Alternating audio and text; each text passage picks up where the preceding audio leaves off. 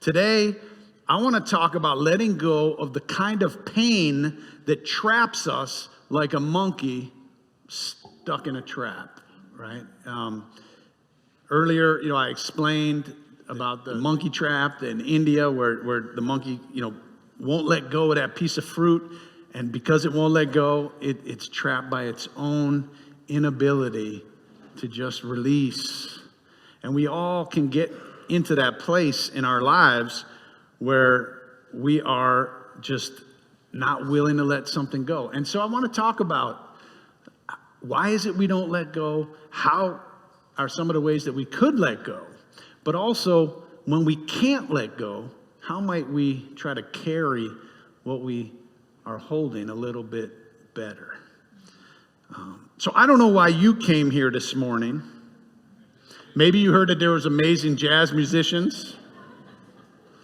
Maybe you like that All Souls is a place where we've stripped away all the oppressive and superstitious stuff out of religion and just try to keep the good parts. Maybe you just wanted a place where your children can learn about morality and spirituality without all the guilt and superstition and arrogance that often comes along with religion. And maybe you're just so upset and disturbed about the state of our country and our world. Okay, a lot of people. Okay, all right. Now I'm talking to the people. And you just needed to be around other people who are engaged, who are paying attention, who care, and who are watching. What can we do? When's the time? When's the right thing? What is the thing? What is it that I can do to make sure that we don't lose everything that's so precious to us? Or maybe, just maybe you came because there's something inside of you that you just can't let go of, but deep down, you wish you could. Maybe there's a burden that you're so used to carrying around that it's become a part of your identity. And you don't want it to hold you back anymore. You're sick of your creativity being stifled by it. Your ability to love being hampered. Your joy and passion squeezed out of you by something that you don't need in your life anymore. Maybe it had a place and a time when it helped you, whatever it was, or it was a coping mechanism, or it was something, and at that time, that's why you took it upon yourself and developed it or whatever, but now you're like, you know what? That time has passed. I'm ready to move on. I don't need that anymore. Now it's holding me back. It might have helped me at one time. It's holding me back now. This morning, I want to talk about the things that we need to let go of because they bind our hearts. Maybe you're still holding on to something your parent said to you 15 years or 50 years ago. Maybe you have an ex, and even now, every time you see them in the grocery store or just think of them, you get hit with a wave of emotion or a revenge fantasy. Oh, I hit a nerve with that one. Or maybe you're the type who blames yourself for everything and you can't figure out how to let you off the hook. Or maybe, just to make things a little extra complicated, you're mad at God. And it's a little confusing because maybe you don't even believe in God anymore, but you're still holding on to the anger. We are strange creatures that way. Sometimes we think that we've let go of something and then we find that it's still controlling us. I once knew a widow who told me that every morning for years, she said, I sat at my breakfast table thinking about my late husband until I cried. Why'd you keep doing it? I said. I was afraid that I'd forget him. I understand, I said. I felt the same way after my daughter died. I remember. I thought that if the sadness went away, that I'd begin to lose touch with her and that part of my life. She said, exactly. I eventually realized I didn't have to hold on to the pain of my grief to hold on to my love for my husband. That was like a light bulb moment when she finally got free. We don't betray the people that we've lost by letting go of our sorrow. We betray them when we get stuck in our grief, refusing to live fully. The poet Mary Oliver wrote, "It's not the weight that you carry, but how you carry it. Books, bricks, grief. It's all in the way you embrace it, balance it, carry it, when you cannot and would not put it down." Some things we need to let go of, and some things we need to learn how to carry because they can't be put down or because we're not ready to put them down. I actually brought a little prop with me. Let me grab that. Have you ever met somebody who walked around with a chip on their shoulder? And then you ask them, hey, why do you have that chip on your shoulder? And they snap, I don't have a chip on my shoulder, even though everybody who knows them can see it, feel it. And then compare that to somebody who says, oh yeah, oh this chip? Oh yeah, I've had it for a long time. It's been well earned, unfortunately. Now that person, at least you can sympathize with them. Somehow they've balanced the weight of the chip with a little humility about it. They're honest about it. So let's be real. Letting go is hard. And sometimes, and some people will say it's even impossible.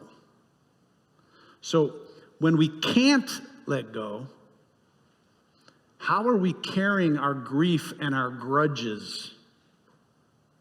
Because that can make all the difference. Some people, they'll carry their pain out in front of them, just like the brick right out in front of them wherever they go, leading with it, wanting everyone to see, no, I'm the one. I was abused. I grew up poor. My parents were awful. You have no idea what I've been through. My spouse cheated on me, left me. My church filled me with grief and guilt. Made me feel bad about myself. And, if you carry it like that, it's really exhausting. It's hard to hold our grief out in front of us like that all the time. And plus, it's hard to get close to someone when they've got a brick, out there. It's hard to give them a hug when there's a brick between you and the person. Most of us don't know or never learned, we're never taught how to carry the things that we can't put down. It sort of reminds me of like when a guy is asked to hold his wife's purse. I think some of the guys here have had that experience. And some guys, they don't know what to do with it, right? Some guys, like, they sling it over their shoulder and they try to act all casual, Other guys, they'll do the football hold, they're like just waiting. And then there's the guys who they wear it like a purse, they just sling it over their shoulder and then they stare people down. Yeah, I'm holding a purse. You got a problem with that? But in all seriousness, when we carry what happens to us, we need to learn how to carry these things that we can't put down. It's part of our emotional maturity. It's part of our growing up. And yet, it's not something we're often taught. Sometimes we can't let go of something that burdens us, whether it's grief or betrayal or life's unfairness, but we certainly can learn how to carry it differently. If you are holding on to something, you're like, I'm not ready to let it go. I don't care if that's the theme of the month at All Souls. I'm not letting it go. But just know that, but how am I carrying this? Can I carry this a little differently? Maybe, my back would feel a lot better if I just sort of balanced it a little differently this month. But then there are those things that trap us, things that we could let go of, but we don't. Like when we say, I would forgive so-and-so, but only after they do something. Right? Well, congratulations. You just put that person in charge of your happiness. I won't forgive Harry until he apologizes. No way. Well, guess what? Harry has probably moved on. He's probably not thinking about it anymore, and yet you're still miserable because you're waiting for him. Waiting like a monkey with its hand stuck in a jar because you just can't let it go. It reminds me of a Three Stooges episode I saw once when I was a kid. You got any Three Stooges fans out there? Anybody remember the Three Stooges? Some people are like, who are the Three Stooges? Well, the Three Stooges, in this episode, you had Moe. He's hitting Curly over the head with a hammer, one of those big wooden hammers. And then the phone rings. Turns out it's for Moe. So Moe hands the hammer to Curly and says, here, keep doing this, I'll be right back. And Curly just sits there hitting himself on the hammer waiting for Moe to come back. That's what unforgiveness is like. The person who hurt us, they're out living their life. And we're still punishing ourselves somehow to get back at them. Why do we do this? One reason I know we do this is because anger and self-righteousness are energizing. They feel powerful. They can get you out of bed in the morning. Another reason is because we get a lot of terrible advice. There's the friend who says, whatever you do, don't ever forgive. Thanks a lot. That's really helpful. Or the one who says, pretend to forgive, but then bring it up every time you want some leverage. That's real healthy. Or then there's the opposite kind of person who says, oh, just let it go. Nobody's perfect. You're no cakewalk either, whatever, But that doesn't really sit right when your trust has been shattered, when your personhood has been violated. Being told not to judge is like being punched in the face and being told not to hurt. It hurts. That's why forgiveness is so hard, but it's also why it's a third way. It's not holding on to the anger like a poison in our heart, and it's not pretending like nothing happened, just let it go, oh, it's so easy. But forgiveness is feeling the full weight of the pain and choosing to let it go. Not to set the other person free, but to set ourselves free. And that's hard. Because pain like this can often become so familiar that it's just a part of our identity. It's like, this is what life feels like. This is what it feels like to be me in the world. It's so familiar that it's almost like, I don't know what I would do if I let it go.